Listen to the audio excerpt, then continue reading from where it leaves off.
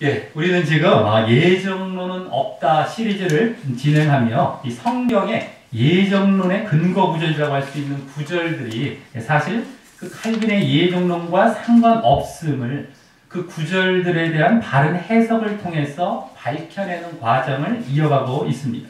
그 칼빈의 예정론이 성경을 문맥과 상관없이 일부 구절만 잘라보며 만들어진 교리이기에 우리는 문맥을 제대로 보며 말입니다. 그래서 매 시대마다와 또 현재에도 이 성경을 보기 싫어하는 자들이나 또는 성경을 제대로 보지 않는 자들이 결국 예정론 사상에 결국 넘어가게 되어 있고요. 넘어가고 있고요. 그래서 이 멸망의 길을 쭉 가고 있는데 그것을 그냥 지나치고 간과할 수 없기 때문입니다.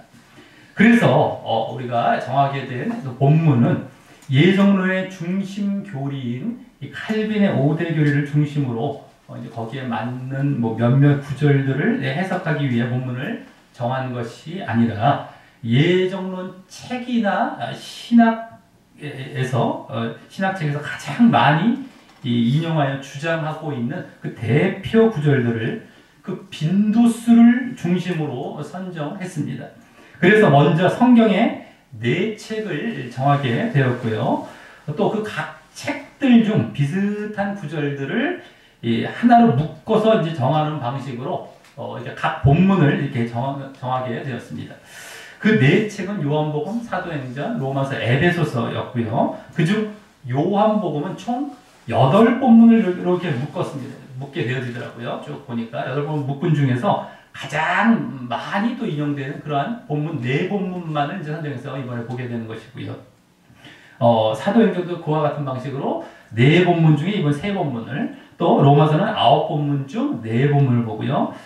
마지막 에베소서는 3본문 중 3본문 다 보는 이러한 지금 식으로 14본문을 정했고요.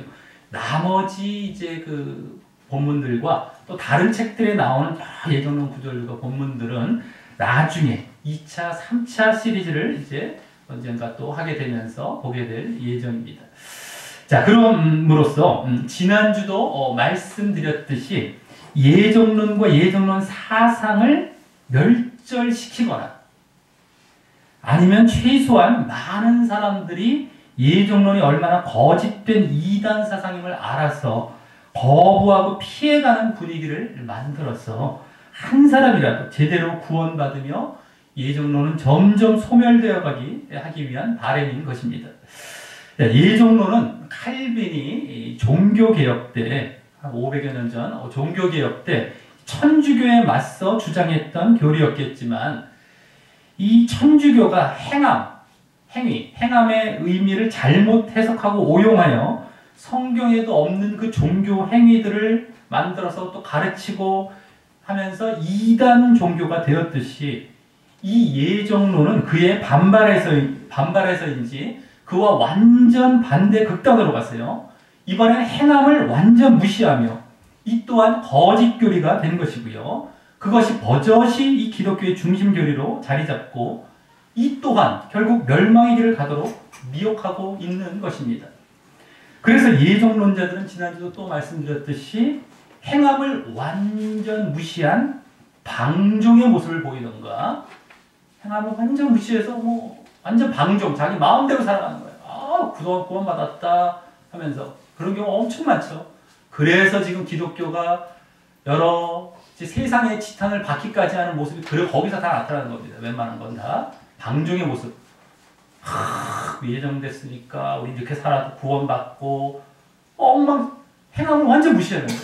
어쨌든 첫 번째 방종의 모습으로 나타나고요. 아니면 행함을 보이더라도 구원과 상관없이 껍데기로 보이는 겁니다. 행함이 어차피 무시됐기 때문에 보이더라도 껍데기밖에 안 돼요. 그러니까 한마디로 뭡니까? 외식이라고 하죠. 성경에 나오는 외식의 모습을 보이게 됩니다. 그러니까 행함과 관련해서 행함이 무시됐기 때문에 방종 아니면 이렇게 외식이 나오게 되는 거예요. 보이더라도 껍데기로만, 겉으로만 종교 행위만 하고 내가 교회 올 때만 뭔가 잘하는 것 같고 밖에 나가면 엉망진창으로 살아가고 그게 진짜인데 밖에서 정말 하나님 뜻대로 살아가는 게 진짜인데 엉망진창으로 살아가고 기도도 하는 것 같지만 뭡니까? 예? 자기 좋을 기도만 하고 간구 기도만 하고 뭔가 달라 이런 기도만 하고요. 자기 들여다볼 생각은 전혀 안 하고 제대로 영적으로 깨어있는 이런 것도 안 하고 기도를 해도 그렇고요. 말씀을 봐도 제대로 볼 생각 안 하겠죠. 대충 보던가 할 필요도 없는 거거든요. 예정론식으로 따지면. 결국에는 어쨌든 외식, 껍데기식으로 다 돌아가는 겁니다. 외식으로. 근데 그 둘 모두요. 이 방종이나 외식 모두 성경에서 하나님과 예수님께서 가장 싫어하시고 가장 경계하셨던 모습이었습니다. 그래서 그런 모습을 보고 멸망으로 가는 거예요. 그런 신앙은 다 가자. 너희들이 이러지 마라. 마음과 정성과 뜻을 알고 우리가 잘하는 그런 것 말씀을 왜 하셨겠습니까? 내면에서부터 정말 이렇게 하라는 거기서만 해서 딱 드러나는 거예요. 그래서 많은 말씀을 몰라도 근데 완전히 엉망진창. 그리고 외식 껍데기. 예수님이 얼마나 바리새인들 종교자들과 싸우면서 이 외식하는 자들하고 외식을 얼마나 외치셨습니까? 신약에서. 마태복음만 읽어봐도 그냥 나오죠. 제일 많이 그걸로 싸우셨어요. 제일 많이. 너희도 그런 거 죄짓 이러면 안 되는 거야. 서신서에 계속 나오고 바울. 네? 방종을 피하라고. 어쨌든 자 그럼 이제 이렇게 오늘은요 지난주에 이어서 요한복음에서 두 번째 본문을 이제 볼 차례인데요. 앞에서부터의 순서에 의해서 오늘은 지난주 요한복음 6장 다음으로 지난주에 봤던 6장 다음으로 요한복음 10장에서 오늘 본문을 이제 정하게 되었습니다. 그리고 오늘 본문에서도 약간 떨어져 있는 두 군데의 비슷한 예정론 구절이 나옵니다. 그럼 이 또한 이제 먼저는 그 구절에 근거한 이제 구절들에 근거한 칼빈의 5대 교리가 무엇인지 볼 것이고요. 두 번째로 그것에 대한 바른 해석을 하며 볼 것이고 또 세 번째 그 바른 해석을 우리에게 적용하는 순서대로 우리가 보도록 하겠습니다. 자, 그럼 첫 번째 순서로 오늘 본문에서 주로 거론되고 있는 그 예정론 구절 두 군데와 그 구절로 주장하는 칼빈의 5대 교리가 뭔지 보도록 하겠습니다. 먼저는 첫 번째 구절에 할 수 있는 것은 14, 15절입니다. 14, 15절 이제 하나를 함께 보는 겁니다. 14, 15절. 그중 14절에 잘 보시기 바랍니다. 이 말씀. 내가 내 양을 알고 양도 나를 아는 것이라는 말이 그 부분입니다. 예정론. 내가 내 양을 알고 양도 나를 아는 것 14절. 그리고 15절에서는 나는 양을 위하여 목숨을 버리노라 라는 말이 이제 그 부분입니다. 자, 이 두 말에서 일단 14절에 내가 내 양을 알고 양도 나를 아는 것이라는 말에서 느껴지듯이 예정론에서는 무조건적 선택의 교리를 주장하기도 하고요. 하지만 전체적으로는 15절에 나는 양을 위하여 목숨을 버리노라 라는 말에서 더욱 느껴지듯이 주로 예수님이 오직 택한 자만을 위해 죽으셨다라고 하는 이 제한적 속죄 교리를 주장하는 데 사용합니다. 무조건적 선택은 항상 예정론의 가장 대표적인 교리죠. 두 번째인. 그래서 그건 항상 깔려 있고요. 여기서 이제 또 특별히 그 제한적 속죄. 나는 양을 위하여. 나의 어떤, 이제 아는 어떤 양만을 위해서 내가 죽는다라는 어떤 제한적인 어떤 죽으심, 속죄. 이런 것 이제 주장하는 데 주로 이제 여기 사용되고 있다는 겁니다. 자, 그리고 이때 이들은 예수 그리스도의 속죄의 죽음은 만인의 모든 사람의 그 모든 죄를 속죄하기에 충분한데 반하여 이럽니다. 그러면서 뭐라고 그분에게 허락하신 하나님의 의도는 오직 택한 자를 구원하는 데 있다라고 이 또한 뭔가 자신들도 찔리고 마음에 걸리니까 예수님의 죽음이 많은 사람의 죄를 속죄하기 충분하다는 얘기를 하면서 그럼 그게 하시는 게 당연한 것이죠. 하나님이 예수님이신데 근데도 이런 사람들만 해서 말도 안 되는 얘기를 해요. 이렇게 참 이 말장난합니다. 그래서 이쪽도 인정하는 것처럼 하면서 자기들의 것들을 주장하며 자신들의 그 오류를 드러내는 넌지시 자기들이 드러내고 있어요. 사실은요. 드러내는 말을 하기도 하고요. 말도 안 됩니다. 모든 사람을 죽기 충분한데 우리를 말하는 예수를 그럼 예수님이 그런 분이십니까? 만의 왕이고 만의 주가 되실 수 있겠습니까? 자기들까지 그렇게 말까지 내뱉어놓고 그거 아니라고 또 주장하면서 그 말에서도 얼마나 모순입니까? 이 예정론은 모순이 아닌 게 없고요. 중간중간에서 모순이 계속 나오고요.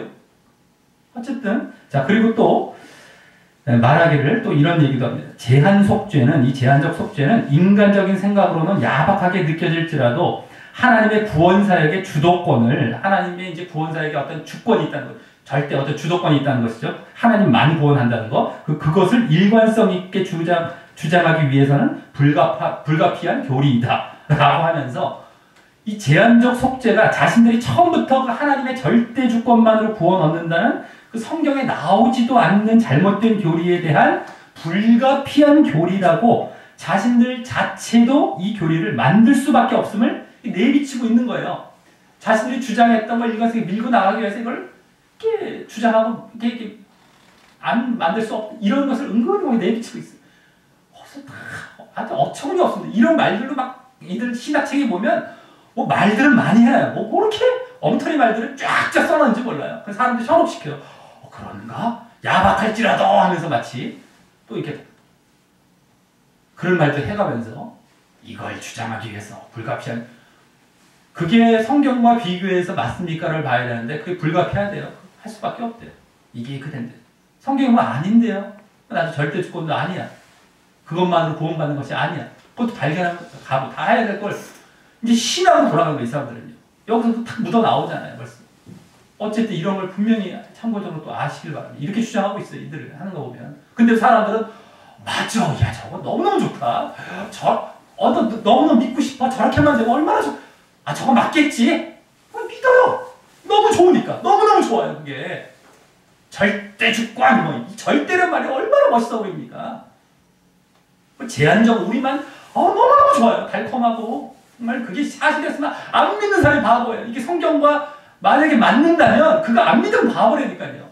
근데 안 맞으니까, 전혀 맞지 않으니까 그걸 믿으면 안 된다는 것이죠. 예?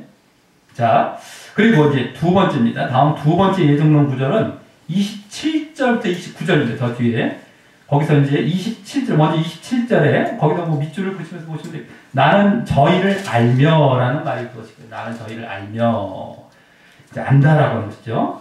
그 다음에 또 28절과 29절인데 28절에 먼저 저희를 내 손에서 빼앗을 자가 없느니라 라는 말과 또 그와 같은 의미인 29절에 아무도 아버지 손에서 빼앗을 수 없니라 라는 말이 이제 예정론 주장하는 부분입니다. 여기서도 27절에 나는 저희를 알며 라는 말에서는 무조건적 선택 교리를 말하기도 하지만 그것이 항상 기본적으로 보통 깔려있죠. 근데 그보다 이제 여기서도 전체적으로는 나머지 28, 29절에 나오는 아무도 아버지 손에서 빼앗을 수 없느니라 라는 말을 통해 한 번 구원은 영원한 구원이라는 성도의 견인 교리를 말하는 데 주로 사용합니다. 네? 빼앗을 수 없어. 한 번 구원했는데 구원됐으니까 야 빼앗을 수 없다 그러잖아. 영원히 구원받아 이거. 이러면서 한 번 구원은 영원한 구원이다 라는 어떤 그 말 아닙니다. 좀 다시 보게 되겠지만 어쨌든 성도의 견인 이걸 이제 주장하는 데 사용합니다. 자, 그러면서 이때에도요. 한 번 믿으면 아까 한 번 구원 이게 아니라 이제 한 번 믿으면 이제 이게 또 달라요. 한 번 구원은이 아니라 한 번 믿음 언젠가라도 한 번 믿었으면 이걸 얘기하는 겁니다. 한 번 믿으면이라고 하면서 그러면 멸망할 수 없고 지옥에 떠날 수 없다라는 주장을 또 피는 것입니다. 믿음도 한 번만 믿었으면 됐다는 거예요. 한 번 영접했었고 이게 얼마나 잘못된 것인지 알지도 못하고 사람들 듣기에는 얼마나 좋은지 그렇게만 됐으면 정말 좋겠어요. 제발 그렇게 됐으면 얼마나 좋겠어요. 전혀 아니에요. 근데 그거 가면 그냥 멸망당하는 겁니다. 자, 그러니 얼마 그 자신들이 언젠가 한 번 믿었으니 나 뭐 믿었었어 옛날에 구원 받는다고 확신하며 하지만 이 주장이 사실 성경과 전혀 관련이 없는데도 얼마나 지금 사람들을 안심시키고 거짓 위안을 주면서 많은 사람들이 그 주장을 따르게 하며 그래서 결국 지옥 가게 하겠습니까? 이 주장. 말들은 너무너무 달콤해요. 이게 마귀가 안 만들어 놓은 교리일 수가 없습니다. 너무 말 들어보면 안 빠질 수 없게 막 그 미혹에 쫙쫙 넘어가게 막 얼마나 딸려 들어가게 막 이 마귀가 만든 교리일 수밖에 없어요. 그것만 봐도. 야, 유혹의 강도가 이렇게 강하면서 이렇게 진짜처럼 보이면서 이렇게 강한 적이 어디 있습니까? 마귀가 만든 교리죠. 당연히. 네? 마귀의 미혹이 여러 가지가 있지만 이건 뭐 너무너무 분명한 겁니다. 근데 사람들은 거기 다 넘어갔어요. 깨닫지 못하고. 네? 자, 그래서 이제부터 이제 두 번째 순서로 이 예정론 구절들을 그 앞뒤 구절의 문맥을 전체적으로 보는 오늘 이 본문을 통해서 바르게 해석하게 될 때 그것들이 얼마나 그 교리들과 상관이 없는 구절들인지 보도록 하겠고요. 이어서 또 그럼 우리가 또 보여야 할 바른 신앙의 모습은 무엇인지 그것을 통해서 알게 되어지고 그래서 또 그대로 따르기를 다짐하는 시간을 갖도록 하겠습니다. 자, 먼저 오늘 본문은 10장 1절부터 5절까지의 말씀을 가장 기초적인 배경으로 해서 전개되는 본문입니다.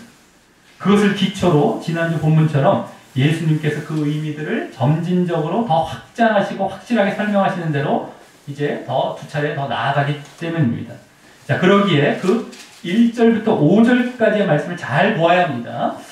자, 그럼 이곳에 1절부터 5절을 보면은 예수님께서 양과 목자의 비유를 드시며 당신을 두 가지로 비유해서 말씀하십니다. 바로 첫째, 양의 문입니다. 거기 이제 양의 문, 다른 말로 양의 문과 둘째, 양의 목자입니다.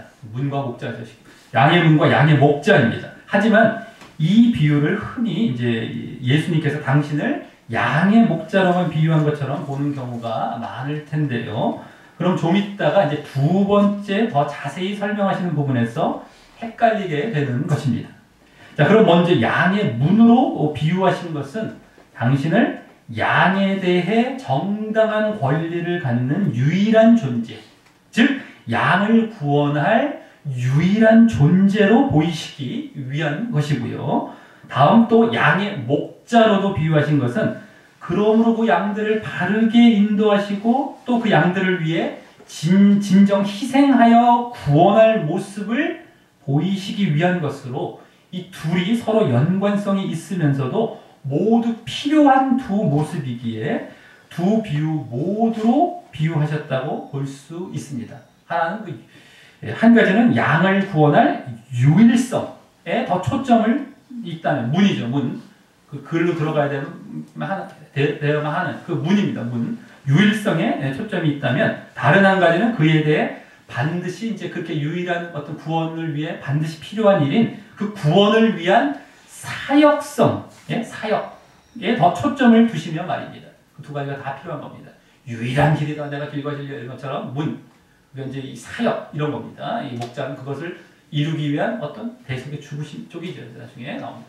목자입니다. 또. 자, 그래서 먼저 1절부터 2절에서는 예수님께서 양의 우리의 문으로 들어가지 않고 다른 데로 넘어가는 자는 절도. 이 절도라는 건 지금 말로 하면 도적입니다. 도적이요, 강도요. 문으로 들어가는 이가 양의 목자라라고 하시면서 이 문과 양의 목자라는 비유를 모두 말씀하십니다. 문은 뭐 양의 문이라고도 이제 얘기할 수 있고요. 자, 그리고 여기 양의 우리라는 말은 다른 말로 이제 양의 저택, 즉 양의 저택, 양의 마당이라는 뜻으로 양이 모인 곳을 말하는 것이고요. 그 양은 실제 양을 생각해 보면 당연히 목자를 따르는 존재들로서 바른 목자인 예수님을 따라 구원받을 존재를 말하는 것이므로 양의 우리는 그러한 구원받을 자들의 무리를 말하는 것이죠. 그렇다고 이것이 뭐 예정된 것이 어떤 그런 것이 아닙니다. 만약에 이제 예정식으로 만약에 얘기를 한다면 하나님께서 우리가 뭐 지난번에 얘기했지만 개인적인 예정이 아닙니다. 공동체적 예정이라고 말씀드렸었죠. 그 무리 자체를 예정해 놓으신 거예요. 그럼 양의 우리 지금 그 말이 될 수가 있는 겁니다. 구원받을 어떠한 무리가 나중에 분명히 있을 것이다. 개개인 누구누구를 다 예정해 놓으신 것이 아니라 그런 교회와 하나님 나라를 이룰 그 백성 자체를 계획해 놓으신 거 있을 것을 어쨌든 그것이다라고 보시면 돼요. 양의 우리라는 것이 그겁니다. 이 예정이 이제 바른 의미고요. 그리고 이제 그것을 그 백성을 이루시기 위해서 예수님을 또 예정해 놓으신 겁니다. 예수님을 예정해서 그 공동체를 위한. 그러니까 누가 될지는 알 수 없어요. 그 공동체에 누가 들어갈지는 알 수 없어요. 그 공동체가 될 사람은 믿음이 나중에 필요한 겁니다. 그 안에 누가 될지 모르면. 하지만 그걸 계획해 놓으신 것이고 그걸 위한 예수님의 십자가의 죽으심이 있었던 그 계획, 예수님을 예정해 놓으신 그게 이제 예정의 실체입니다. 사실은 성경에 나오는 어쨌든 자 그러한 것이고요. 그런데 그들에게 문, 즉 그 양 무리에게 나아가는 양의 문으로 들어가야 양의 목자라고 이 또한 실제 양과 목자의 관계를 생각해 볼 때 당연한 말씀을 하시면서 어떤 정당한 문으로 이렇게 들어가야지만 그 사람이 목자다라고 하는 것이죠. 양이 모인 곳에. 자, 그렇게 양에게는 그들에게 나아갈 수 있는 유일한 문으로 들어가야 함과 동시에 그러한 자가 진정한 양의 목자라는 사실을 모두 이제 여기 함께 보이고 계시며 그 둘 모두를 당신에게 비유하고 계시는 것입니다. 네? 잘 봐야 됩니다. 우리가 이거 여기서 목자로 비유한 한쪽으로만 보면 이게 다 뭔가 이제 우리가 잘 못 보게 되는 겁니다. 자 그리고 또한 여기서 양의 문과 반대되는 말로 1, 2절을 잘 보시고요. 다른 데를 말씀하셨어요. 다른 데로 넘어가는 점. 다른 데를 말씀하셨고요. 또 양의 목자와 반대되는 말로는 아까 절도와 강도를 말씀하셨습니다. 그럼 다른 데라는 것은 그 유일한 문이 아닌 다른 모든 그 잘못되고 거짓된 접근과 가르침을 말하는 것이고 또 절도와 강도는 그로 말미암는 이제 거짓 교사 내지 이단을 말하는 것입니다. 자, 다음 3절은 중요한 구절입니다. 3절. 일단 거기 문지기는 거기 그를 위하여 즉 양의 목자를 위하여 문을 연다라고 했으니까 예수님 당시에는 예수님의 길을 얘기한 세례 요한과 같은 자가 될 수 있겠고요. 이후에는 예수님이나 복음을 전하는 바른 사역자나 교사가 되겠죠. 그래서 다음 그가 문을 연다라고 했는데 거기 문이 바로 예수님을 비유한 것이었기에 아까 예수님을 비유한 것이 여기서는 지금 예수님께서 설명을 안 해주고 계시지만 좀 이따 나오지만요. 문이 바로 예수님을 비유한 것이기에 이건 지금 상당히 별 어려운 말을 한 거 아니에요? 그래 양 무리 가운데 문으로 들어가는 목자가 그래 그렇구나 이런 정도의 얘기인 것 같아요. 그냥 일반적으로 있는 듯한 근데 여기에 심오한 의미를 다 담고 비유하고 계신 것이었습니다만 어쨌든 이 문이 바로 예수님을 비유한 것이기에 이 말은 바로 이제 문지기가 문을 연다는 말은 바로 그가 문지기가 그 유일한 구원의 길 대신 예수님을 소개하는 것을 이제 말하는 것입니다. 예? 유일한 문, 유일한 구원의 길 대신 그 예수님을 소개하는 문을 연다라는 것은 예수님을 이제 소개하는 것입니다. 사역자, 그래서 사역자가 이것이 당연한 모습인 것입니다. 자기를 소개하면 안 됩니다. 자꾸만 누굴 가르칠 때 간증하고 자기 거 얘기하고 말이죠. 다 잘못된 겁니다. 하나님과 예수님만 전하고 자기가 없어져야 돼 사실은요. 그게 원래 사역자의 모습입니다. 어쨌든 여기 이렇게 예수님을 문을 열고 자기 문지기가 되는 겁니다. 아무것도 아닌 존재가 되는 거예요. 목자 문 소개하고 그 다음에 목자 이제 이렇게 나아가는 거 목자를 이렇게 들어가. 자 그랬을 때 다음 양은 그의 즉 양의 목자의 음성을 듣나니라고 했는데 이 부분을 이제 잘 주목해야 됩니다. 양의 목자의 음성을 듣는다. 이 음성이란 말은 원어상 단순한 어떤 소리라는 뜻 이전에 목소리 이런 것 뜻 이전에 어쪽, 연설, 말이라는 뜻이 있는 말인데 그게 더 이제 우선된 의미입니다. 원래. 그래서 그 목자의 음성을 듣는다라는 것은 그 목자의 가르침이나 말씀을 듣는다는 것을 비유한 말입니다. 이것이 그냥 지금 그 양들이 이제 목자가 탁 갈 때 그 음성을 그냥 이렇게 목소리를 듣는 것처럼 얘기하셨지만 원래는 그 말씀을 듣는다. 예수님의 말씀을 듣는다는 것을 그와 같이 비유하신 거예요. 자, 그리고 그것은 예수님 당시에는 예수님으로부터 직접 듣기도 했겠지만 이후에는 앞서 문지기로 비유된 사역자가 그 목자의 가르침이나 말씀을 전달하는 것을 말하는 것입니다. 그것을 통해서 듣게 되는 것이 예수님의 음성, 그 말씀을. 자, 그리고 여기서는 무엇보다 그렇게 목자의 말씀을 듣는 자가 바로 목자의 양이 될 자격이 됨을 예수님은 보여주시려고 하는 것입니다. 목자의 말씀을 듣는 자가 바로 목자의 양이 될 자격이 된다는 거예요. 이게 중요한 겁니다. 이게 가장 이걸 잘 보셔야 돼요. 자, 그래서 다음 말씀과 같이 그가 즉 목자가 자기 양의 이름을 각각 불러 인도하여 낸다고 하신 것처럼 그 자신의 음성을 듣는 양들을 그 목자 되신 예수님도 모두 이름까지 아시고 불러주셔서 인도하신다는 것입니다. 그래서 양과 목자가 서로 아는 관계가 형성됨을 보이신 것이죠. 여기서 지금 그냥 뭐 이렇게 서 지나가듯이 얘기한 것 같지만 이걸 잘 봐야 됩니다. 목자의 말씀을, 아까 음성을 듣는 자가 바로 목자의 양이 된다는 거예요, 사실은요. 그리고 그럴 때 또 이렇게 이름을 불러주셔서 인도하신다, 이 얘기입니다. 나중에 더 분명히 이제 뒤에서 예수님께서 다 말씀해 주십니다. 근데 여기서도 잘 봐야 되는데 이것도 뭐 대충 보면 모르는데 뒤에 이제 어쨌든 해석해 주는 거 잘 보시면 됩니다. 자, 그 다음 그래서 4절과 같이 자기 양을 다 내어놓은 후에 앞서 가면 양들이 그의 음성을 아는 거로 따라온다 라고 하시는데, 이 말씀을 예수님께서 먼저 바른 신앙의 본을 보이시며 앞서 가면 양들도 그 예수님의 가르침을 알고 있기에 예수님과 같은 신앙의 길을 따라간다라는 말씀인 것이고, 이 따라간다는 것이 그런 겁니다. 예?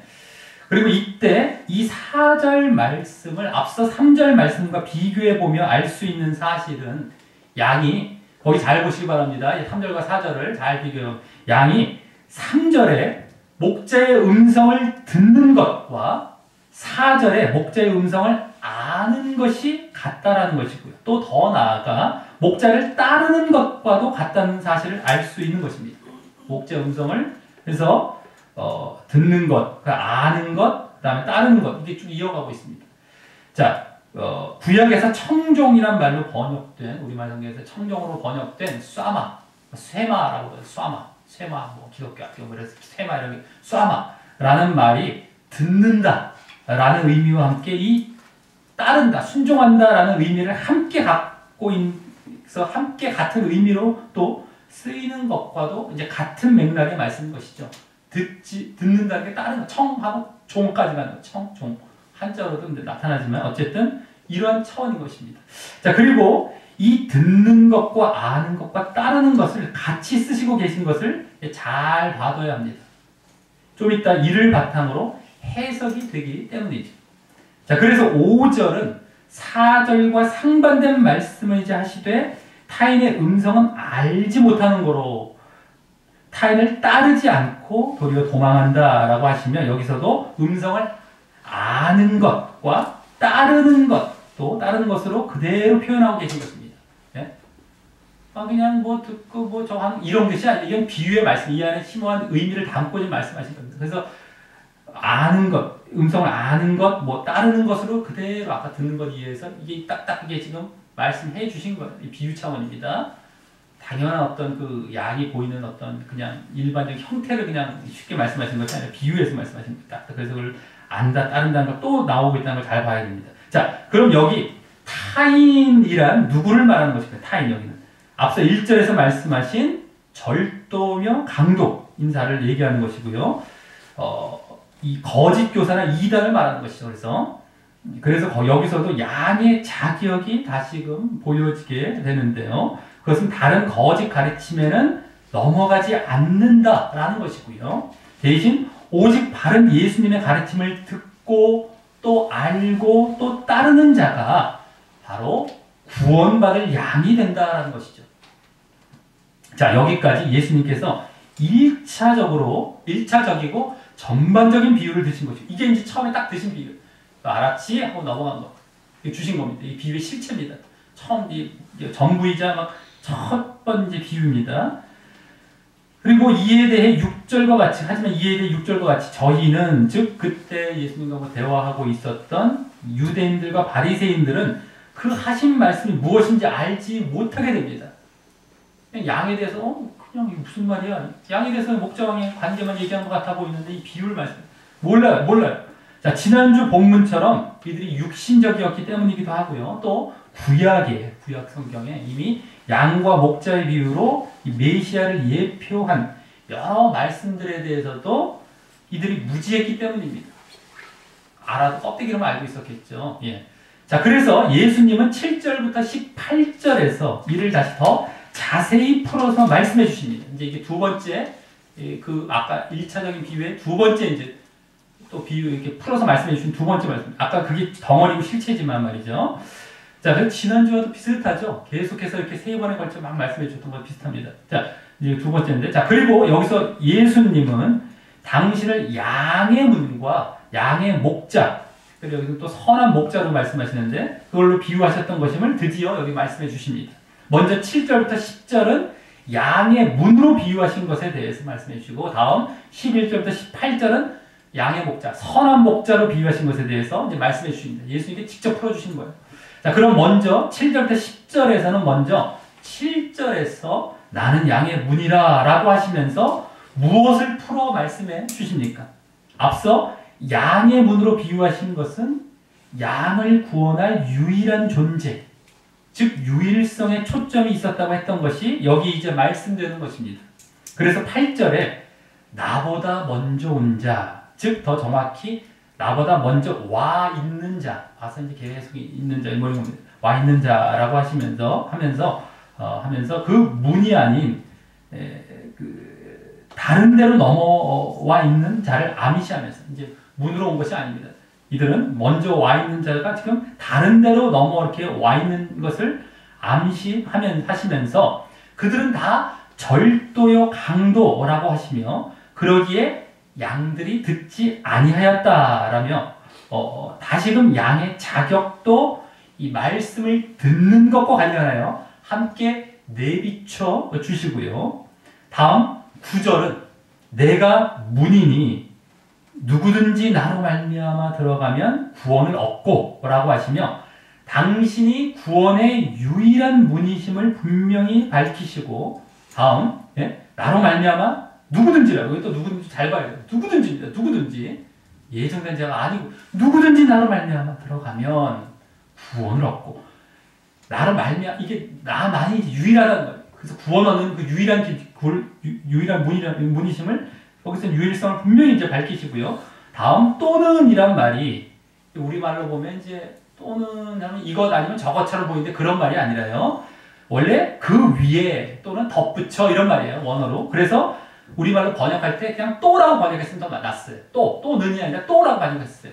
그러니까 더하기 이거라는 것이죠. 이거 정하나 저거 이거 아니라 이거 더하기 이거라는 겁니다. 그래서 그렇게 구원을 주실 뿐만 아니라 들어가며 나오며 꼴을 얻게 하신다라고 하십니다. 구원도 주시고 이렇게 꼴을 또 들어가며 나오고 꼴을 얻게 하신다고 하시는데 이 말은 들어가며 나오는 것이 앞서 저 4절에서 보여줬듯이 목자를 따르는 것을 이제 의미하는 것이고요. 지금 그것을 해석하면 지금 말씀해 주시는데 어쨌든 목자를 따르는 건데 들어오며 나가는 것은 이제 목자를 따라 들어오고 이 목자를 따르는 것을 얘기하는 거예요. 어쨌든 목자를 따르는 것을 말하고 그때 꼴이라고 했던 여기 꼴이라고 했던 뭐 말씀의 꼴은 뭡니까? 말씀의 꼴이나 말씀의 양식 내지는 더 나아가 이제 뒤에 더 보면 생명의 양식을 또한 얻는다. 생명의 양식을 얻는다고 하시며 그렇게 예수님을 따르고 그 말씀에 순종하면 따른다는 게 그게 순종하면 더욱 그 구원에 가까워진 생명의 양식이기 때문에 구원에 가까워진다라고 하시는 것입니다. 구원도 주시고 너희들이 계속해서 이렇게 순종할 때 더 그 구원의 향이 나아가는 이런 것을 이제 말씀하신 것이죠. 자, 그래서 다음 10절은 다시 도적과 비교하시며 그 그들이 오는 것은 도적질하고 죽이고 멸망시키려는 것뿐이요 라고 하시면서 하면 내가 온 것은 양으로 생명을 얻게 하고 이거 잘 보시기 바랍니다. 아까 얘기했던 누구든지 나로 말미암아 들어가면 구원 이것이 생명을 얻게 한다는 것이고요. 또 더 풍성히 얻게 하려 이것이 아까 꼴을 얻는다. 들어오면 나오면 꼴을 얻는다. 이거에 이제 관련된 말씀이시죠. 더 풍성히 얻게 하려는 것이라 라고 아까 9절에서 하신 말씀을 그대로 더 풀어서 말씀해 주시는 것입니다. 여기서 그대로 여기 나오고 있는 겁니다. 다만 여기서 도적으로 비유하신 거짓 교사나 이단을 쫓아가면 그 생명과 구원이 아닌 바로 멸망으로 나아가게 된다. 여기서 함께 암시하시며 말입니다. 그들은 도적질하고 죽이고 멸망시키는 그렇게 멸망으로 당신께서 생명을 주시고 하시는데요. 자, 이렇게 당신을 양의 문으로 비유하신 것은 당신이 구원과 생명의 유일한 문이심을 보이시기 위한 것이었다면, 예? 구원하실 유일한 그 길, 유일한 문. 다음 11절에서는 나는 선한 목자라라고 하시며, 거기 11절부터 18절까지 해서 이번에는 당신을 양의 목자로 비유하시게 되는데, 거기서는 이제 무엇을 풀어 말씀해 주십니까? 잘 보시고.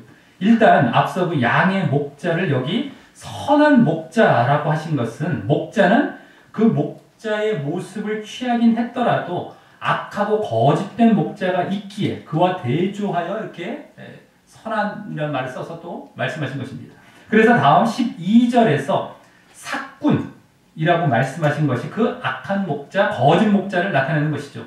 그 삭군이라는 말은요, 원어로 삭슬받고, 임금이죠, 임금. 월급, 임금, 삭슬받고 일하는 사람, 즉 고용인, 을 의미해서 목자로서 진실로 그 양을 위해 일하는 목자가 아닌, 결국 자신의 이익과 자신을 위해 일하는 목자, 예? 자신의 이익과 자신의 인을 위해서 일하는 목자를 말하는 것인데 말입니다. 자, 앞서 절도와 강도로 비유하신 자들과도 같은 자인데요.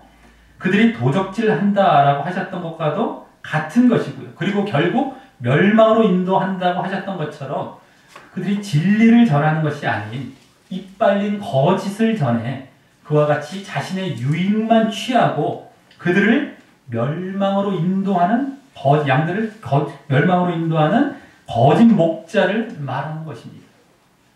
당시엔 지금 대화 중이던 바리새인을 비롯한 유대 종교 지도자들이 그런 자리에 있었던 자들이죠. 자, 그럼 앞서 그 양의 목자는 이 양의 유일한 문에 이어 양들을 바르게 인도하고 양들을 위해 희생하여 그 구원할 모습, 즉 구원할 그 사역성에 초점이 있었다고 했던 것이 여기 이제 그 양의 목자로 비유를 풀어주시면서 말씀되고, 그것이 그 삭군 목자, 삭군과도 다른 그 모습으로 그래서 그들과 또한 대조하여 말씀됩니다. 네, 그들은 그렇지 않죠. 네? 그리고 대조해서 말씀드립니다. 먼저 11절부터 13절에서는 양을 위하여 목숨을 버리는 모습을, 그와 반대로 삭군이 제 양이 아니고 단순히 삭슬 위해 일했기에, 그래서 이리가 와도 돌보지 않고 양을 버리고 달아나 결국 이리가 양을 늑탈하고 해치게 하는 모습과 대조하여 말씀하시는데, 이 목숨을 버리는 모습은 대속의 희생을 의미하시는 것입니다. 예? 대속의 희생, 목숨을 버리는 것이 대속하기 위한, 죄를 속죄하시기 위한 그 죽으심이죠. 그래서 이 양의 목자, 선한 목자의 비유는 앞서 문의 비유에서 말씀하신 그 생명과 구원을 위한 희생의 사역에 초점이 있죠. 이 사역성이 나타나는 겁니다. 이리는 여기서 말씀하신 이리는 마귀이고요. 늑탈하고 해치는 것은 멸망과 지옥을 비유하시는 것이라면 그것들에서 벗어나 이렇게 구원과 생명을 얻도록 말입니다. 자, 그리고 그렇게 하시는 이유가 12절에서 12절을 잘 보시기 바랍니다. 양이 제 양이기 때문이니 잠시 엿보여졌다면 삭군들이 제 양이 아니기 때문에 달아난다는 것처럼 여기서 반대로 이렇게 희생하시는 이유가 양이 제 양이기 때문이니 이제 잠시 거기서 엿보여졌다면 14, 15 다음 14, 15절에서는 그 사실을 더 직접적으로 이제 말씀을 하시게 되는 것입니다. 거기에 이제 14절부터 나는 선한 목자라라고 다시 말씀하시면서, 그래서 내가 내 양을 알고 양도 나를 아는데 그것이 아버지께서 나를 아시고 내가 아버지를 아는 것과 같고, 또 그래서 나는 양을 위하여 목숨을 버린다 라고 말합니다. 즉 선한 목자는 양과 서로 이렇게 알고요. 서로 알고, 목자가 그래서 양을 위해 죽는 목자임을 말씀하신 것입니다. 서로 알고 그래서 양을 위해 죽는. 그런데 이 두 사실로, 서로 안다, 양과 서로 안다, 또 양을 위해 죽는다, 이 두 사실이죠. 이 두 사실로 인해서 이 두 구절은 14, 15절은 앞서 예정론에서 무조건적 선택 교리와 또 제한적 속죄 교리를 주장하는 구절이 되는 것입니다. 예? 서로 안다는 게 선택됐으니까 안 가. 이제 그를 위해 죽는다. 그들만을 위해 죽는 것처럼 이렇게 얘기하죠. 자, 그럼 여기서 먼저 예수님과 양이 서로 아는 것이 그냥 창세 전부터 예정했기에 서로 알고 있는 것입니까? 그것은 앞서 1절부터 5절에서 처음 비유를 말씀하신 것을 전혀 무시하고 자기 마음대로 본 경우죠. 그런데 혹 이 구절만 본다 하더라도요, 만약 이 구절만 본다 하더라도 이 구절 자체에서도 또 말이 안 되는 것은 예수님은 양을 알지언정 양이 어떻게 예수님을 안다는 것입니까?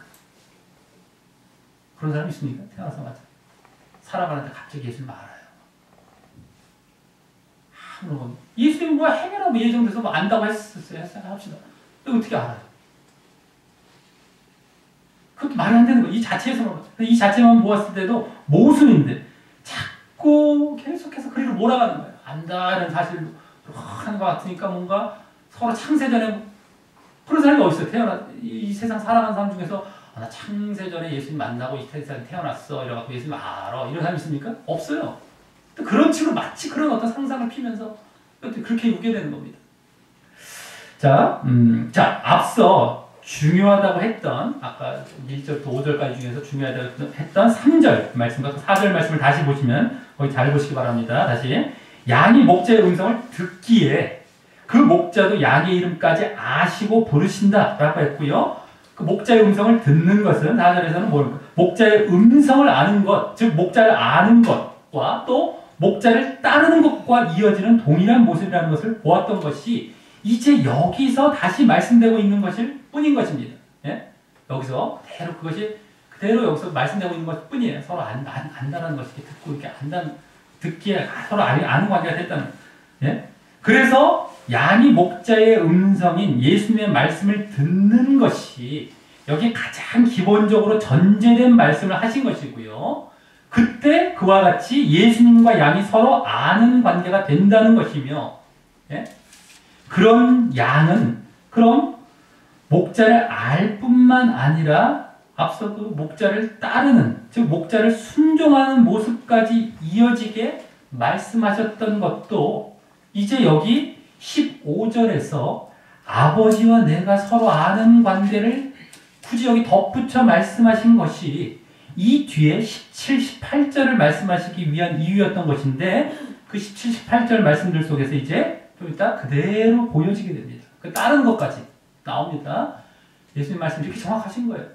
어쨌든 성경 말씀 자체도 그렇고 자 어쨌든 그 전에 16절에서는 이 우리에 들지 아니한 다른 양들이 내게 있어 내가 인도하여야 할 터이니 라고 하시면서 바로 이 우리에 들지 아니한 다른 양들은 뭡니까? 바로 이방인입니다. 이방인들 중에서도 양무리에 들 자를 말씀하시는데 이 부분만 보아도 앞서 제한적 속죄 등의 예정 교리가 약간 어색해지게 되고요. 다른 우리가 또 있다네. 아까 막 무슨 끝난 것 같았는데 어쨌든 게다가 또 그 뒤에 결정적으로 잘 보시기 바랍니다. 또 16절도 저희도 내 음성을 듣고 그 이방인들 그들도 내 음성을 듣고라고 하시면서 그럴 때 한 무리가 되어 한 목자에게 있으리라 라고 하셔서 그 예수님의 음성, 예수님의 말씀을 듣는 것이 목자의 양이 되는 그 자격임을 앞서 3절부터 5절까지 말씀 이후 다시 더 분명히 보여주고 계심에서 이 14, 15절이 그 예정론과 전혀 상관없는 구절임이 분명히 드러나는 것입니다. 저희도 내 음성을 듣고 한 무리가 되어 이게 조건이야. 들어야 그 한 무리가 돼서 지금 이 얘기를 하시는 겁니다. 예? 자, 그래서 전혀 14, 15절이 예정론과 전혀 상관이 없는 구절이 분명히 들어가는 것입니다. 앞에서 쭉 봤을 때. 그래서 먼 문맥도 아닌, 여기서는요, 먼 문맥도 아닌, 바로 다음 절, 16절만 봐도 나오는데요. 그것이 아까 듣는다. 얼마나 문맥을 무시한 주장들인 것입니다. 자기가 보고 싶은 것만 딱 보고, 주장하고 싶은 것만 주장하는 거예요. 16절만 봐도, 여기 듣는다는 것도 나오고. 그렇지 않으면 그 쓸 필요도 없어요. 이렇게 말씀하실 필요도 없고, 아까 1절부터 5절에서 그렇게 또한 말씀하실 필요도 없었고요. 어쨌든, 예, 참. 자, 그리고 다음, 이제 17, 18절은 앞서 말씀드린 그 예수님의 음성을 듣는 것이, 아까 1절부터 5절에서 봤던 겁니다. 그 예수님을 아는 것을 거쳐 결국 예수님을 따르고 순종하는 것까지 이어지는 것임을 그 보여주는 말씀을 합니다. 먼저 17절은 아버지께서 나를 사랑하시는 것은 내가 다시 목숨을 얻기 위하여 목숨을 버리기 때문이라 라고 하십니다. 여기서 나를 사랑하신다 라는 말은 앞서 15절에서 나를 아신다 라는 말과 이어져 그와 같은 의미로 사용하신 말입니다. 지금 그것을 그대로 아까 15절에서 아버지께 나를 아시고 내가 아버지를 아신다 해서 아버지를 말씀하신데 여기 또 아버지를 말씀하시면서 사랑하신다, 이게 그대로 이어집니다. 아신다는 사랑하신다, 그대로 같은 의미로 말씀하신 겁니다.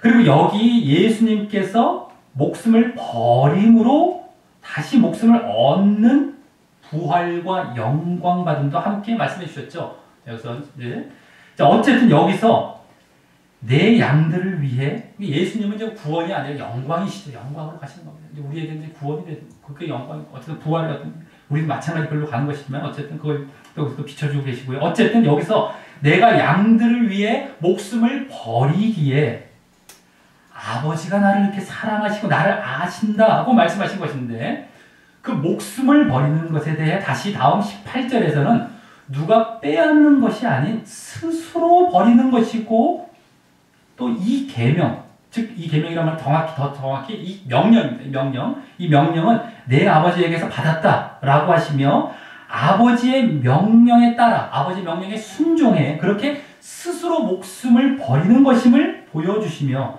자발적으로 그렇게 아버지께 순종하여 그렇게 목숨을 버리심을 알게 하셨던 것입니다. 자발적인 순종입니다. 자, 그래서 결국 예수님께서 그렇게 자발적으로 순종하심으로 아버지께서 그래서 죽으심으로 아버지께서 당신을 아시고 당신을 사랑하시는 관계가 되었음을 밝혀주신 것인데 그 아버지와 당신과의 관계를 앞서 14, 15절에서 당신과 예수님과 양의 관계로 말씀하셨던 것처럼 이제 양들도 그와 같이 당신을 따르고 순종하는 자들이기에 그와 같이 그 양들을 아시고 또 더 나아가 그들을 사랑하심을 암시하신 것입니다. 여기서 또 예? 따른다는 것이 그래서 나온 거예요. 자, 그래서 예수님의 음성을 듣는 자는 예수님을 따르고 순종하는 자라는 것이 다시 여기서 보여진 것인데요. 이걸 발견해 가야 되는데 못 보죠. 사실 따랐다 뚝뚝뚝 떨어뜨려. 왜 말씀하셨지 몰라요. 근데 앞에 말씀하신 그걸 다시금 더 정확하게 근데 그 안에 십자가에 죽으신 것 순종까지 분명히 말씀해 주신 것 뿐입니다. 더 덧붙여서요. 근데 그걸 못 봐요. 뚝뚝뚝 잘라서 이건 저거 이거 따로 보면서 자기 마음대로 가죠. 이게 아닙니다. 자, 그래서 음성을 듣는 것이 아시는 것, 사랑하시는 것 같이 또 여기 따르는 것까지도 그대로 다시 보여진 것인데 그 순종의 정도가 예수님과 같이 자기 스스로 자신을 죽이는 데까지 나아가는 바로 우리에게 뭡니까? 자기 십자가와 자기 부인의 자리까지 순종해야 함을 여기서 더불어 암시하며 보여주신 것입니다. 이것도 여기 다 암시되는 거예요. 또 풀어주시면 그것까지 말씀까지 하시겠지만 여기서 벌써 보여주신 것이에요. 따른다. 아버지 명령에 쫓아서 내가 스스로 목숨을 버리는 순종을 보였어요. 그 관계를 아버지와 당신과의 관계를 당신과 양의 관계를 그대로 비유하셨어요. 양들도 그렇게 죽기까지 순종하는 자발적으로 그 모습을 보여야 돼요. 예수님과 같이. 그걸 말씀해 주시는 거예요. 그게 자기 십자가, 자기 부인입니다. 우리에게. 어쨌든 그것까지 암시가 다 되어 있는 거예요. 순종의 정도가 거기까지도 가야 된다. 그냥 순종이 아니다. 더 핵심은 너가 죽는 거다. 육과 영이 죽고 거듭나고 진정한 신앙의 길로 가야 돼. 그때 내가 널 안다. 너를 사랑한다. 너가 구원과 생명을 얻으리라. 이런 어떤 얘기들입니다. 자, 하지만 다음 이제 19절부터 21절은 이에 대해 유대인들이 이해 못하여 또 이들이 육신적이기 때문에 더 이해 못하죠. 그러면서 예수님이 귀신 들렸다는 둥 하며 분쟁이 있었음을 보여주며 한 차례 이제 여기 대화가 마무리가 되고요. 다음 22절부터 30절까지에서는 이때 이후 얼마간의 시간이 지난 후 예루살렘에 한 두세 달 정도 지났다고 보기도 하는데요. 어쨌든 예루살렘의 수전절이라는 이제 신구약 중간기 때 마카비라는 자가 예루살렘 성전을 중수했었습니다. 파괴했던 성전을 또 중수하는 것을 이제 기념한, 그래서 전을 수리했다. 다시 세웠다. 수전. 예? 그래서 수전절. 이걸 기념하는 절기가 이른 그런 겨울 때에 예수님께서 그 성전 안에 솔로몬 행각이라는 곳에서 다니시다가 유대인들이 애워싸며 막 또 몰려와서 애워싸며 다시 당신이 언제까지나 우리를 의욕해 하려느냐 하시니까, 예? 의욕해 한다는 건 막 마음이 답답해하다 막 이러는 거예요. 원래 그리스도여든 밝히 말하라 라고 하자 대답하시며 이제 앞서의 두 차례의 말씀들과 이어지는 이번에 세 번째 말씀을 하십니다. 여기서 예정론 구절이 앞서 보았듯이 27절과 저도 28, 29절에서 무조건적 선택과 성도의 견인 교리를 주장하며 나오는데, 여기서는 앞서의 말씀들도 더 분명히 말씀하시는 데다가 또 더 추가되는 말씀을 하시므로 그 예정론이 아님이 더욱 분명히 드러나게 됩니다. 자, 일단 25절은 내가 너희에게 말하였을 때, 그리스도라 말하였을 때 이런 거겠지만, 말하였을 때 믿지 않는다 라고 하시는데, 여기서도 사실 말씀이란 말을 하셨고 또 이번엔 믿음이란 말도, 예? 난 그리스도야 라고만 계속 말씀하신 것이 아니죠. 내가 말하였다는 것은 다 여러 가지 말씀하시면 어떤 말씀이란 말을 하셨고, 또 이번엔 믿지 않는다, 믿음이란 말도 오늘 본문에서 이제 또 처음으로 함께 하신 것입니다. 아까 뭐 따른다까지만 얘기하셨다면 믿음. 그래서 말씀을 듣고 그래서 믿어라 라는 의미를 담으셨기에 다시 여기서도 벌써 예정론과 반하는 말씀을 하신 것입니다. 듣고, 여기 또 나온 겁니다. 믿어라. 거기다가 다음, 내가 내 아버지의 이름으로 행하는 일들이 나를 증거한다 라고 하시며, 이번엔 새롭게 일들까지 말씀하시는데, 이 일들 또한 구약에 예언된 그런 일들, 여기서 이렇게 메시아고 하실 일들이죠. 그 일들이나 가르침들을 말하는 것이기에 그것들을 보거나 듣고 믿으라 라는 것으로 그냥 예정되어서 믿는 것이 아님을 보여주며 그 예정론과 반하는 말씀을 또 이제 하신 것입니다. 여기서 뭐 잠시 여기서도 보여지고 있다는 것이죠. 엿보여지고 있다는 거 벌써. 자, 그래서 다음 26절에서는 너희가 내 양이 아님으로 믿지 않는다 라고 하시며, 다음 27절에서 그 내 양이 아닌 이유를 앞서 두 차례의 말씀의 핵심 내용을 이제 종합하여 여기 말씀해 주십니다. 앞서 1절부터 두 차례 했던 말씀들 중에서 그걸 종합해서 또 말씀해 주시는 거예요. 다시. 자, 즉 듣는 것, 아는 것, 따르는 것을 모두 포함하여 말입니다. 자, 그래서 거기에 27절 잘 보신 거라는데, 내 양은 이라고 하시면서 첫째, 내 음성을 들으며 듣고, 예? 듣고 나오고요. 둘째는 원래는 나를 안다. 내 음성을 안다는 나를 안다는 것인데, 아까 말씀하신 것은 대신 그의 결과로서 예수님 쪽으로 표현해서 나는 저희를 알며 라고 이제 또 안다는 말씀도 하시고요. 또 셋째, 이건 예수님 쪽에서 표현한 것 뿐입니다. 셋째, 저희는 나를 따른다가 또 세 번 나와. 그대로 따른다라고 하십니다. 그대로 나온 거예요. 아까 1절부터 5절까지 말씀, 또 중간에 했던 말씀, 그게 그대로 또 나온 거예요. 자, 그리고 그러지 않기에 내 양이 아니고 그러므로 믿지 않는다라고 하신 것입니다. 듣고 알고 따르지 않기에. 그리고 여기 자, 그래서 뭡니까? 이것을 잘 봐야 됩니다. 또 여기만 잘라보면 마치 잘못하면 내 양이기에 듣는다, 이거 아닙니다. 내 양이기에 듣는다가 아닙니다. 내 음성을 듣는 자가 양이다 라고 한 거예요. 이걸 잘 봐야 됩니다. 앞서서 또 이걸 잘 봐야 됩니다. 자, 그리고 여기 세 번째, 여기만 보면 또 그렇게 보여요. 잘못하면 큰일 난 겁니다, 이게. 자, 그리고 여기 세 번째, 나를 따른다 라고 하신 말은 결국 나를 믿는다라는 말과 같은 의미로 하신 말이죠. 앞서 믿는다는 말을 새롭게 하셨는데 그것이 나를 믿는다라는 말과 같은 의미로 하신 말이에요. 그래서 순종이 다른 게 순종을 얘기하는 것이 순종이 믿음이기 때문인 겁니다. 태비 여기서도 순종과 믿음을 같이 이제 보고 계시는 겁니다. 벌써.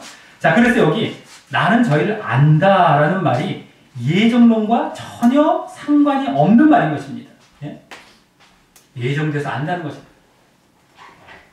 만약에 자 여기서 만약에 예정돼서 안다면 장난하시는 거 예수님이 장난하십니까? 내가 말했는데 너희들 예정 안 돼서 모르지, 야 모르지 이러고 있는 거예요. 그렇게 만약에 예정돼서 만약에 된다면요, 내가 말했어, 근데 너희들 안 몰라. 그럼 니들이 예정 안 돼서 그래, 야 모르지.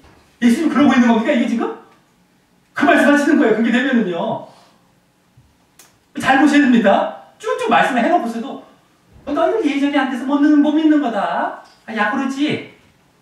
지금 거기 놀리고 있는 거예요. 만약 그렇게 보면은요, 이게 예정이 되어서 듣는다 보면 듣기에 양이 되는 것이지 양으로 예정됐기에 듣는다는 게 아닙니다. 앞에서 아까 24절 쭉 25절부터 쭉 보면 예? 또 계속 나오고요. 이게 잘 알아야 되는데 이제 자 그래 예정론과 전혀 상관이 없는 말인 것입니다. 자 다음 28, 29절은 그런 양에게 즉 다시 말해서 그런 양은 어떤 양입니까? 그렇게 당신을 따르는 믿음을 가진 자에게 영생을 주신다고 하시며 앞서 저 9절 10절에서 구원과 생명에 대해 말씀하신 사실을 당신이 이제 양의 문이라고 말씀하실 때 구원과 생명을 이제 말씀하신 사실을 다시 이제 말씀하시는데 여기 영생 즉 영원한 생명을 말씀하셨기에 다음 영원히 멸망치 않고 또 저희를 내 손에서 빼앗을 자가 없다라고 하시며 또 그 이유 차원에서 다음 그 저희를 주신 내 아버지는 마녀보다 크시기에 아버지도 아무도 아버지 손에서 빼앗을 수 없다. 또 나와 아버지는 하나이다. 그러기에 내 손에서도 빼앗을 수 없다라고 하시는 것입니다. 저 30절까지. 자, 그래서 여기 아무도 빼앗을 수 없다라는 말은 당신의 음성을 듣고 당신을 알고 당신을 따르며 당신을 믿는 자들에게 영생을 분명히 보장하시며 그래서 멸망이 아닌 확실히 구원을 받을 것임을 바로 확실히 약속하신 차원에서 말씀하신 것이지 예정된 자를 어떻게든 무조건 구원하신다는 것을 의미하는 말이 아닌 것입니다. 성경 모든 곳에서 다 이런 의미예요. 원래 그들은 막 무조건적 뭐 이런 구원이 아니라 그걸 약속하신 거예요. 분명한 믿음 있는 자들에게. 그러니까 너희들 잘 믿으라는 걸 강조하신 거죠. 원래는요. 이거 걱정하지 말고 내가 분명히 이건 약속한다. 너희들 분명 멸망 가운데 안 오고 구원 생명 가운데 갈 거야. 그럼 분명히 해. 너희들 제발 제대로 믿어. 이거 더 강조했죠. 원래는요. 성경 모든 곳에서 이런 말씀 다 그겁니다. 원래는요. 자, 또 그래서 29절에 저희를 주신 내 아버지라는 말도 저희의 믿음을 인정하시고 저희에게 영생을 주시기 위해서 나에게 주신 아버지라는 의미의 말이지 저희가 구원받기로 예정되어 저희를 나에게 주신 아버지라는 내 아버지라는 의미가 아닌 것입니다. 저희를 주셨다는 거 지난주 말씀에서 사실 나왔죠. 네? 듣고 그때 주시는 거예요. 그 주신다는 것이 왜 여기 주셨는지 더 나오는 겁니다. 왜 주신다는 말씀하셨을까요? 예수님께서 영생을 주시는 분이시기 때문에 영생 얻으라고 나에게 주신 거예요. 하나님께서 예수님께 주신 거예요. 영생 얻으라고 예수님께 영생을 주신다고 그랬잖아요. 지금. 네? 그래서 근데 그 앞에 조건이 있었죠. 분명한 그런 믿음을 가진 자, 듣고 알고 따르는 그런 믿음을 가진 자가 분명하게 영생을 얻도록 주셨다는 거예요. 영생에 초점이 맞춰 주셨다는 것 자체가요.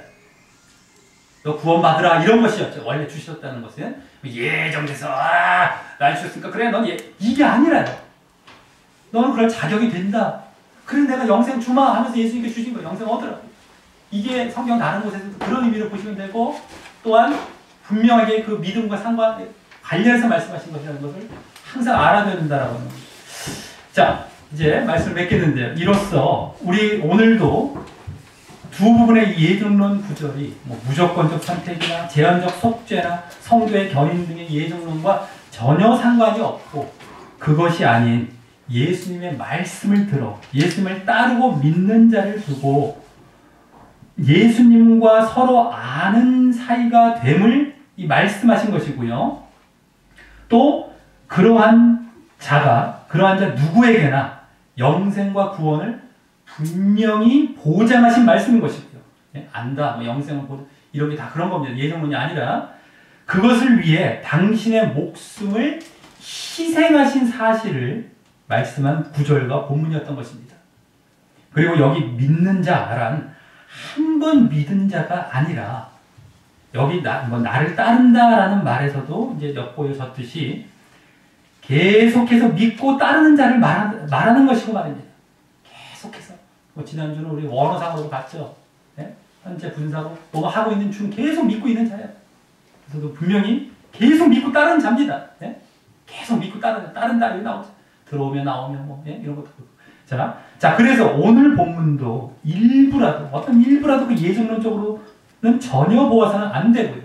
대신, 먼저 예수님께서 양의 문으로서 그 유일한 구원의 길이 되심과 또 양의 목자이신 선한 목자로서 그 유일한 구원의 길을 위해 당신을 대속의 희생물로 드리고 그로 말미암는 영생을 분명히 보장하시는 분이심을 분명히 아시기 바라겠고요. 다음, 그 예수님으로 말미암는 그 구원과 영생을 위해 우리는 그분을 목자 삼는 양이 되어야 하는데 그것을 위해 그분의 말씀을 들어야 하는 것이 가장 선행되어야 한다는 것을 알고 또 이후 예수님과 그분의 가르침도 알아. 그래서 도적이나 사꾼과 같은 거짓 가르침이나 이단에 넘어가지 않고 잘 분별하면서 그들을 따라가지 않는다고 그랬죠, 아까. 그들을 잘 분별하면서 또 이후 예수님을 계속해서 따르는 모습으로 믿음의 모습을 보여야 함을 분명히 아시기 바랍니다. 그리고 오늘 알 수 있는 이런 교훈이 지난주에도 말씀된 교훈과 상당 부분 겹쳐지고 있는 것인데 예수님께서 말씀하신 겁니다. 계속 그렇죠. 그것은 그 겹쳐진 부분 뭡니까? 예수님의 진리의 말씀, 즉 영적인 말씀을 듣는 것이 중요하다는 것과 또 그럴 때 결국 예수님을 믿는 자가 된다는 사실이고요. 또 거기다 그러한 믿음을 지속하는 자에게 예수님께서 분명히 영생과 구원을 보장하신다는 것입니다. 지난주에 이 사실까지 나왔죠. 자, 이는 그만큼 그 사실들이 우리의 신앙에 있어서는 가장 기초적이자 중요한 교훈이라는 것이고요. 당연한 거 아닌가? 이게 아닙니다. 어쨌든 이 당시에 잘 못 믿었던 것처럼 지금도 잘 못 믿는 경우가 많고요. 지식적으로 많은 경우가 많고. 자, 그러기에 영생과 우리가 구원의 소망을 갖고 이게 어마어마하게 예수님께서 강조하신 이유가 있습니다. 그걸 안 갔거든요, 사람들이. 그걸 제대로 안 믿거든요. 내가 분명히 줄 거야. 빼앗지 않아. 멸망 안 돼. 그걸 잘 못 믿기 때문에, 그걸 못 믿기 때문에 믿음이 엉망진창으로 가는 겁니다. 그것도 맞습니다. 어쨌든 간에 영생과 구원의 소망을 갖고, 그래서 말씀을 잘 들으며, 우리의 믿음을 지속하시기 바랍니다. 그게 아주 우리 가장 기본적인, 아주 중요한 것입니다. 자, 오늘은 거기다 그러한 자는 거짓 가르침도 잘 분별한다라는 사실과 또 예수님을 따르는 이 순종의 모습을 보이되 그 순종이 예수님을 따르기에 예수님과 같이 자기 스스로 자신을 죽이는 데까지 나아가는 자기 십자가까지 보이는 것까지 나아가는 순종이라는 사실을 덧붙여 보여주신 것입니다. 그래서 거짓 가르침을 분별하는 것도요, 사실 이 자기 십자가가 기준이 될 것입니다. 이런 것이 없이 이게 다 거짓 가르침입니다. 자기 잘 되라, 자기 주인 되라 이런 거 다 거짓입니다. 자, 예정론을 따라가면요, 이러한 분별과 이러한 순종도 또한 다 놓치게 되지만 말입니다. 예정론 따라가면 다 자기 주인 되는 쪽으로 가요. 사랑, 축복, 은혜 이런 말만 너무너무 좋아하죠. 그냥. 나머지 회개하라, 너 죽여라, 자기 부인하라 막 도망가요. 왜 이렇게 듣기 싫은 얘기 하면 이 듣기 싫은 얘기가 아니에요. 그게 진짜 생명이거든요. 진짜 좋은 말이거든요. 그게 이 진리를 아는 사람은 그걸 쫓아가요. 근데 아는 사람들은 그게 그렇지. 어쨌든 순종도 없죠. 행함이 없는데도 순종이 없으니까 껍데기죠. 있어도 아까 말씀드렸듯이.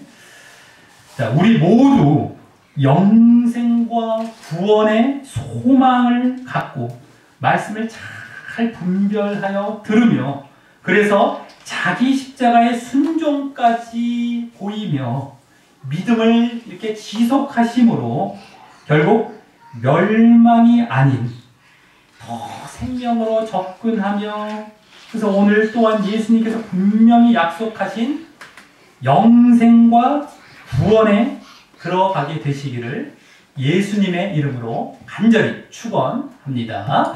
우리 다 같이 찬양하시면서